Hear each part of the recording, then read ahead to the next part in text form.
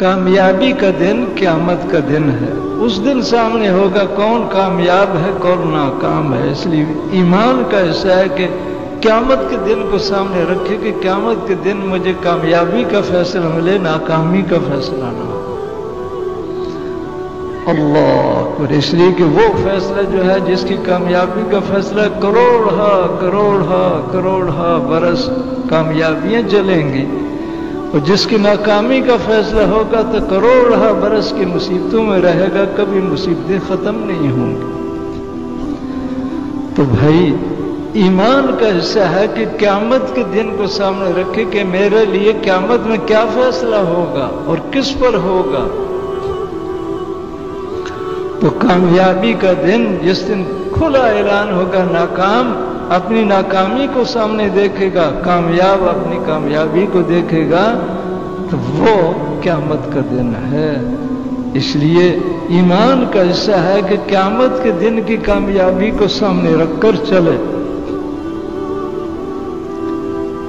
और फरमाया ईमान का हिस्सा है कि अच्छे बुरे हालात के फैसले अल्लाह की तरफ से हैं, उस पर यकीन हो कि दुनिया में भी जो हालात आते हैं वो अल्लाह के फैसले के मुताबिक आते हैं, और तबीयत के खिलाफ जो हालात आते हैं वो भी अल्लाह के फैसले से आते हैं।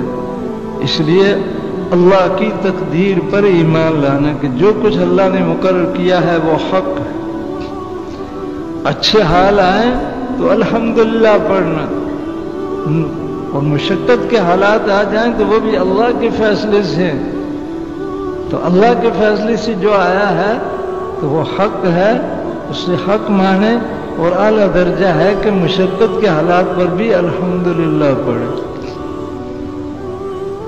इसलिए कि अल्लाह का फैसला, हर फैसला काबिल तारीफ है।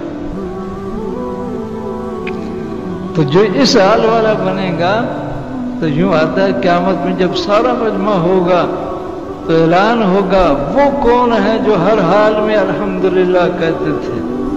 तकलीफ आई तो भी अल्लाह के फैसले से, बीमारी आई तो भी अल्लाह के फैसले से आई, अल्हम्दुलिल्लाह उसका फैसला काबिल तारीफ है।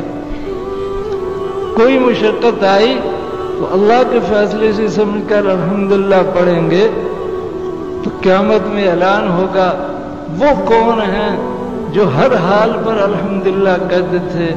तो जो मुसीबतों के वक्त भी अल्लाह का फैसला समझकर अल्हम्दुलिल्लाह कहने वाले होंगे वो खड़े होंगे। जब वो खड़े होंगे तो हुक्म होगा जाओ तुम्हारा कोई हिसाब नहीं, बगैर हिसाब के जन्नत में जाओ। तो तकदीर पर तकलीफ का हाल आ गया, वो भी अल्लाह के फैसले से आया है, इसलिए उस पर भी अल्हम्दुलिल्लाह कहना। कोई हाल भी उसके फैसले के बगैर नहीं आ सकता। बाकी ये है कि हम कमजोर हैं, तकलीफ वाले हाल मांगने नहीं, आ जाए तो उस पर राजी रहना, अल्हम्दुलिल्लाह कहना, और अल्लाह पाक से तकलीफ वाले हाल के दूर होने की दुआ मांगना। हुजूर सल्लल्लाहु अलैहि वसल्लम ने दुआएं बतलाई हैं तो तकलीफी हालात से बचने के लिए हैं। तो बहरहाल तकदीर पर कामिल ईमान हो, कोई हाल बगैर अल्लाह के फैसले के नहीं आता। और रोजी के बारे में भी पूरा यकीन हो कि जो अल्लाह ने लिख दिया है वो मिलेगी, उससे एक दाना ना कम होगा ना ज्यादा होगा। हर एक के जिसके बच्चे जितने बढ़ेंगे, अब ये नहीं कि मेरी कमाई जो चल रही है आज कुंभा बड़ा हो गया तो मुशक्कतें आएंगी, नहीं, जो बच्चा आता है उसकी रोजी उसकी किस्मत में लिखी हुई आती है हर एक का।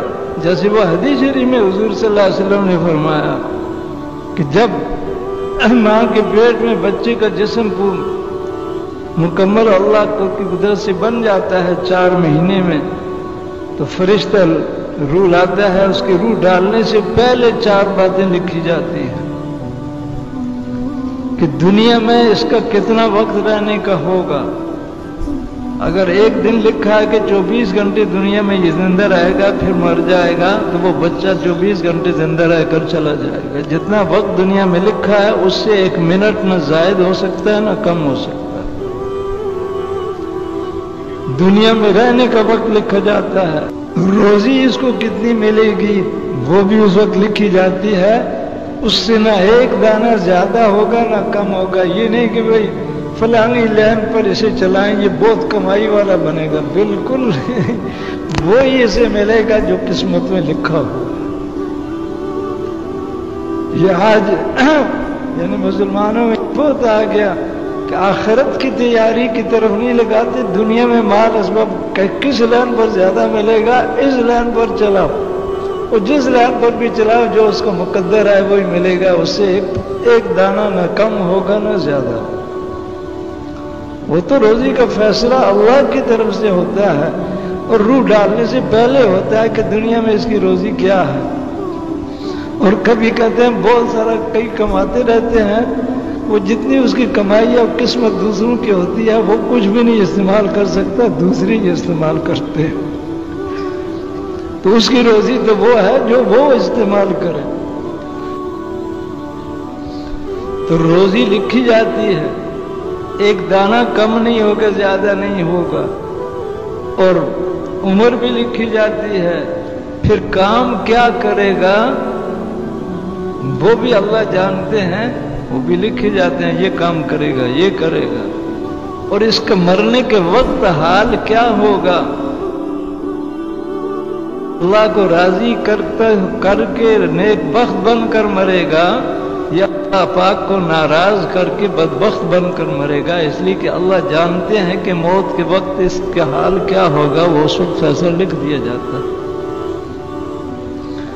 تو یہ چاروں فیصلے روح ڈالنے سے پہلے لکھے جاتے ہیں۔ تو بھائی تقدیر پر کامل ایمان رکھنا، ہر ایک کے بعد جو حالات آئیں گے جو لکھے ہیں وہ آئیں گے۔ اس لیے برکتیں جو آئیں گی وہ حضور صلی اللہ علیہ وسلم کے اعمال پر آئیں گی۔ تو دنیا اعمال کی جگہ ہے، مال اسباب امتحان ہے، تو بہرحال ایمان کیسا ہے، تقدیر پر کامل ایمان، اور پھر ہمیشہ کی زندگی مرنے کے بعد شروع ہوگی۔ موت کے بعد زندگی ضرور ہے، اور وہ زندگی کبھی ختم نہیں ہوگی، اس میں کام نہیں ہے۔ جو تو اللہ پاک کو راضی کر کے کامل ایمان سیکھ کر جائے گا، اور پھر حضور صلی اللہ علیہ وسلم کے اعمال، کامیابی کا سامان محمد الرسول اللہ، حضرت محمد صلی اللہ علیہ وسلم نے جو اعمال بتلائے ہیں وہ کامیابی کا سامان ہے۔ پہلے اس پر یقین کامل، پھر ان اعمال کو سیکھنا، قرآن حدیث میں اس کی تفسیر